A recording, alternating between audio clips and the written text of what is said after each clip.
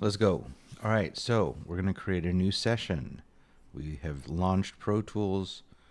We are going to name it Rockstar. Please add your last name. Don't caps lock it and yell at me. Local 2448 wave location is the desktop. I've got to clean up my desktop. Okay, so first thing, the tempo is 90. So I'm going to highlight my tempo in the MIDI controls, hit 90, hit return.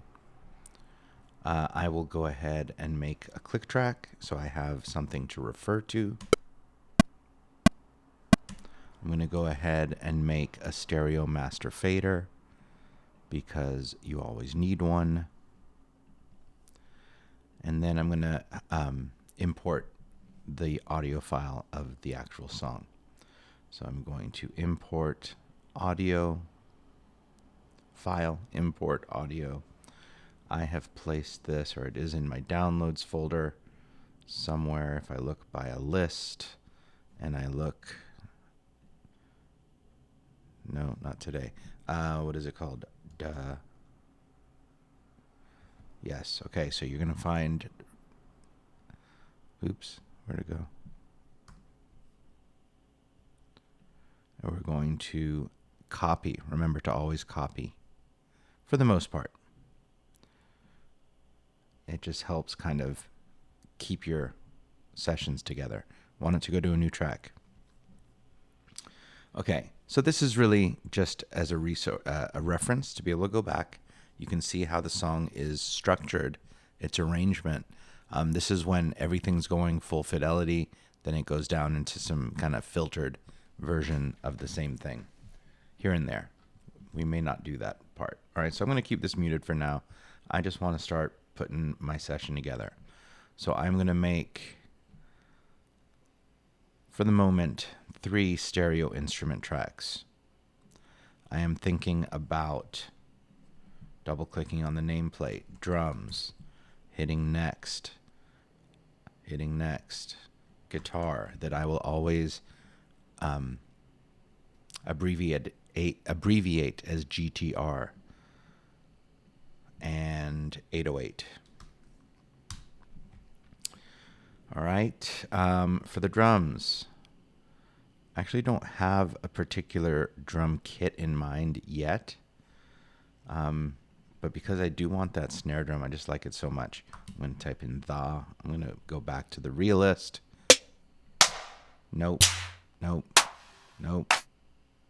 I'll use this. So what I'm going to do, it's not the clap that I want. We're going to go back and look at customizing drum kits. I'm going to click and drag this one up so it replaces what's on D sharp 1. The snare is still there. I cannot use that kick drum. I want this one, so I'm going to drag this one up.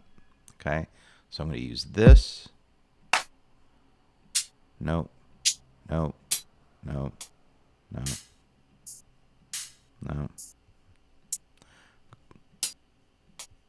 Actually, I'm going to take this one. Boom, boom. I'm going to change it again, but that's what I'm going to use for now. So that's my drum kit. For the guitar, I'm going to use a new instrument. So I'm going to go ahead and go instrument contact stereo. Not 5.1, not AAX, contact 5, just contact stereo. If you see this window, we're not going to work on in there right now. Just click on libraries. And these are all different instruments. So when you see the word instrument, that means you could click on it and drop down the type of instruments that are available in that particular sub-library, kinetic metal. The factory library essentially has everything. When you see an arrow, it means you are in a subfolder. So now I'm at the top. There's band sounds, there's choir sounds, there's orchestral, vintage, world, etc. You open one up, you can go into guitar. So actually, I think this is what I'm going to do. I'm going to go into band. I'm going to go to guitar. and I am going to click on the nylon guitar.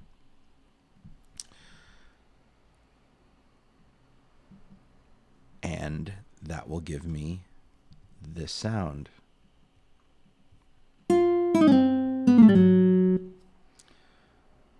And for the 808, I'm going to go in here and I'm going to load up Contact again. But this time we're not going to use a library. We are going to use something that is in a folder. So we need to go find a file in a folder on your desktop. Okay, so hopefully if you scroll to the top here, you'll see user, 4th, 6th, 7th period, desktop. If you open that up by hitting the plus sign, you'll see all the folders in your desktop. One of them should be, I have mine organized inside another folder, but you should see 808 Warfare. In 808 Warfare, these are all of the different 808 sounds.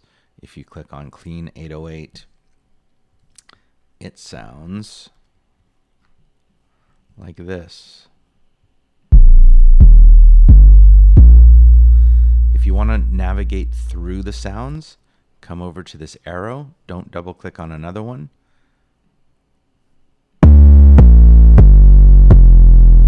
Okay. What happens if you double click on another one is you actually get another one, but it's on a different MIDI channel and you will not hear it.